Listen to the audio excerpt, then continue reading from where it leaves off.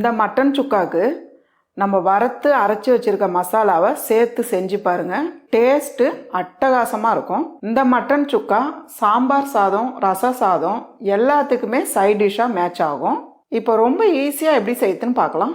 இப்போ ஒரு பேன் வச்சுக்கலாமா. பேன் சூடானதும் 1 டேபிள் ஸ்பூன் அளவுக்கு மிளகு சேர்த்துடலாம், 1 டேபிள் ஸ்பூன் அளவுக்கு மல்லி சேர்த்துடலாம், 1 டீஸ்பூன் ஜீரகம், 1/2 டீஸ்பூன் அளவுக்கு சோம்பு, இது கூடவே ஒரு துண்டு பட்டை, ஒரு அன்னாச்சி பூ. ஃபர்ஸ்ட் இதெல்லாம் சேர்த்து நல்லா ஒரு பொன்னிறமாக வறுத்து எடுத்துக்கலாம்.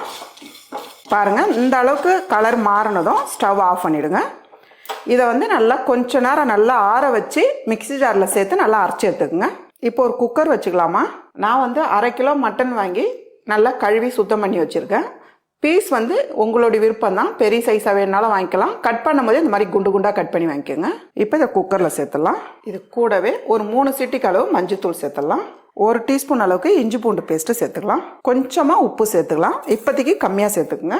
இது கூடவே ஒரு 3/4 கப் அளவுக்கு தண்ணி, இதெல்லாம் சேர்த்து நல்லா கலந்து விட்டுருங்க.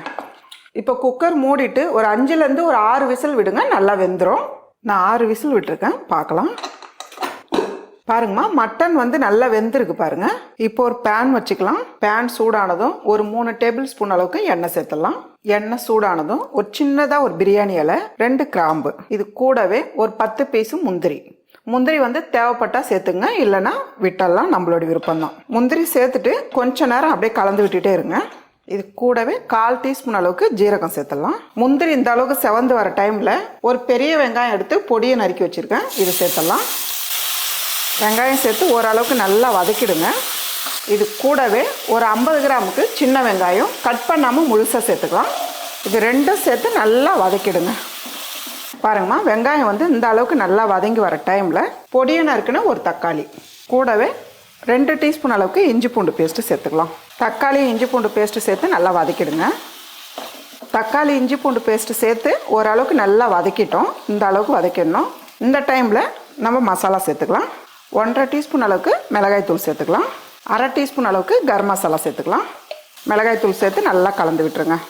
இந்த அளவுக்கு நல்லா கலந்துட்டு நம்ம வேக வச்ச மட்டன் இந்த தண்ணியோடய சேர்த்துக்குங்க. அதனால தான் மட்டன் வேக வைக்கும் போது நீங்கள் தண்ணி ரொம்ப கம்மியாக சேர்த்துட்டிங்கன்னா நம்ம அப்படியே சேர்த்துடலாம். நீங்கள் அதிகமாக தண்ணி வச்சுட்டிங்கன்னா அந்த தண்ணி எடுக்க வேண்டியது வந்துடும். கூடவே கொஞ்சமாக உப்பு, ஏன்னா நம்ம மட்டன்லேயே உப்பு சேர்த்துருக்கோம். நல்லா கலந்துருங்க. இந்த அளவுக்கு நல்லா கலந்துட்டு ஒரு 7 நிமிஷத்துக்கு நம்ம மூடி வைக்கலாம். நடுவில் எடுத்து கலந்து விடுங்க. பாருங்கம்மா, 7 நிமிஷம் ஆயிடுச்சு, நம்ம பார்க்கலாம்.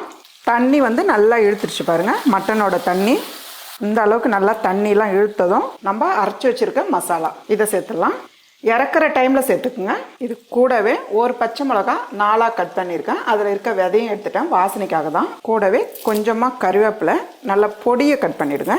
இதெல்லாம் சேர்த்துட்டு நல்லா இப்படி கலந்து விட்டுருங்க. எவ்வளோ நல்லா இருக்கு பாருங்கள். இதெல்லாம் சேர்த்து நல்லா கலந்துட்டு 2 டீஸ்பூன் அளவுக்கு மேலவே நெய் சேர்த்துடலாம். நெய் சேர்த்துட்டு நல்லா கலந்து விட்டுருங்க. அவ்வளோதாம்மா, நல்ல ஒரு டேஸ்டான ரொம்பவே ஈஸியான மட்டன் சுக்கா ரெடி. இதே போல் மட்டன் சுக்கா நீங்களும் வீட்டில் ட்ரை பண்ணி பாருங்கள்.